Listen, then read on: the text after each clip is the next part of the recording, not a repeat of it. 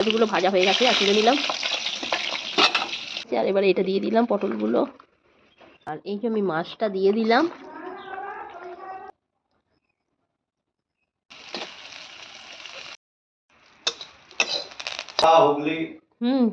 প্রচুর বৃষ্টি আছে, এই গো দিনে চাপতে হয়েছে।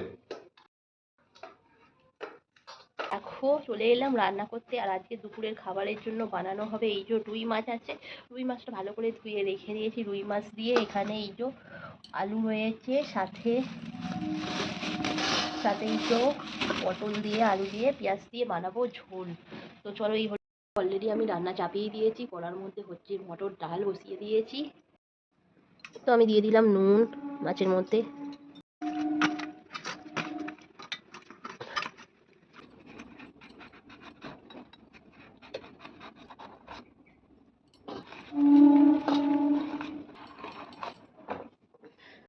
তো এই দেখো সমস্ত পটলগুলো কেটে ফেলেছি, আর এই যে এখানে এবার আলুগুলো কাটবো। আলুগুলো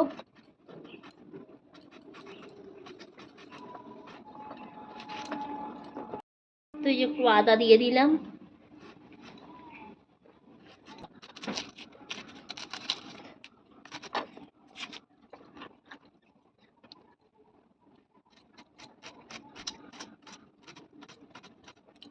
রেডি হয়ে গেছে সমস্ত সবজিগুলো কাটা। তো এখানে হচ্ছে মটর ডালটা, তো মটর ডালটা সিদ্ধ হয়ে গেলে নামিয়ে নেব। তো মাছগুলো ভাজবো, তো তেল দিয়ে দিলাম, আমি মাছগুলো ভাজতে দিয়ে দিলাম। তো এদিকে আমার মাছটা ভাজা হচ্ছে, আর আমি এদিকে চলে যাব এই যে আদাগুলো বাটতে। তো এই যে আদাগুলো দিয়ে দিলাম, সাথে কাঁচা লঙ্কা দিয়ে দিচ্ছি।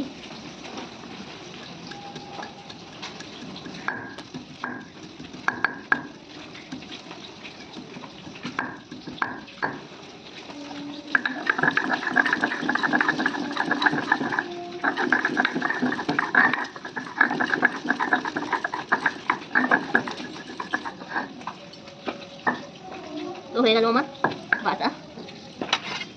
এই যে এখানের মধ্যে নিয়ে নিয়েছিলাম জিরে গুঁড়ো, আর একটু সাথে নিয়েছিলাম গোলমরিচ গুঁড়ো, দিয়ে দিলাম।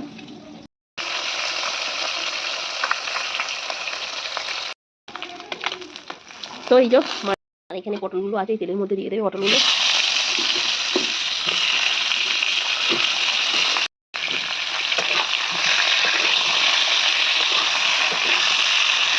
আমি একটু উল্টে পাল্টে ভালো করে ভেজে নেব।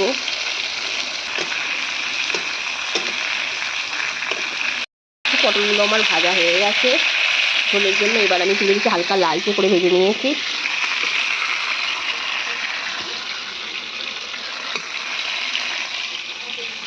তেলের মধ্যে দিয়ে দেবো পেঁয়াজ কুচি,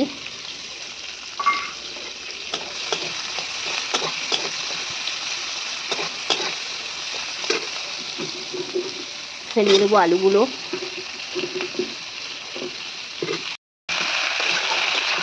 তো দেখো আলুগুলো মোটামুটি ভাজা হয়ে গেছে,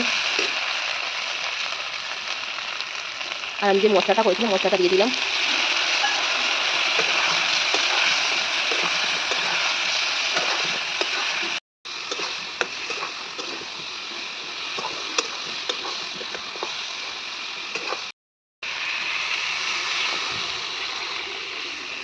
তো আলুটা সিদ্ধ মোটামুটি হয়ে গেছে, আর এবারে এটা দিয়ে দিলাম পটলগুলো।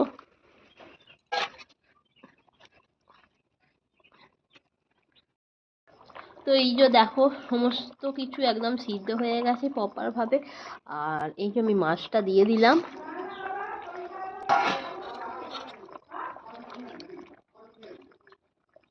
তো এই যে হয়ে গেল আমাদের পটল দিয়ে আলু দিয়ে মাছের ঝোল, আর সাথে বানাবো গরম ভাত। তো এই যে হয়ে গেছে আমার ঝোলটা, আর আমি এবার নামিয়ে নেবো এটাকে।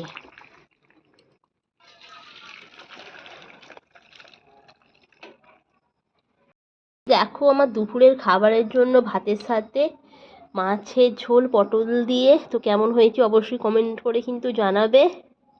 একটু আলু ভাজছি, একটু নিমের সাথে, নিম পাতা ভাজার সাথে আলুটা খাবো।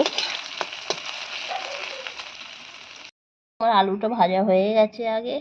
দেখতে পাচ্ছ নিম পাতাটাকে আমি ধুয়ে নিয়েছিলাম, ধুয়ে তো নিম পাতাটাকে ভাজতে দেবো।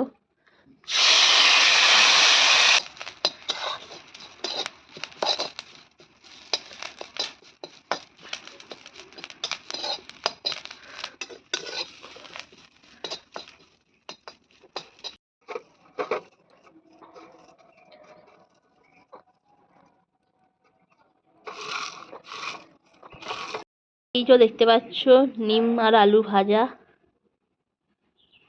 শেষে বসিয়ে দিলাম ভাত, কড়ার মধ্যেই বসিয়ে দিলাম, যেহেতু বেশি জন তো খাবো না, তো তার জন্য কড়ার মধ্যেই ভাতটা বসিয়ে দিলাম। আর আজকে হাঁড়ি, এই হাঁড়ি যেমন অবস্থায় আছে তেমনই রয়েছে।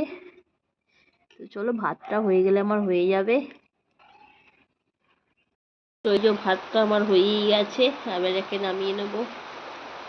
রান্নাবান্না সমস্ত শেষ, আর ঠাকুমা আর আমি দুজনে মিলে চলে এলাম খাবার খেতে। আর ঠাকুমার এদিকে ভাত বেড়ে দিয়েছি। আর আজকে দুপুরের খাবারে এই আলু দিয়ে নিম পাতা মাখা, আর এটা তো আমার খেতে বেশ দারুণ লাগে। আর সাথে গন্ধরাজ লেবু কেটে নিয়েছি। আর এদিকে রুই দিয়ে পটল আলু দিয়ে ঝোল।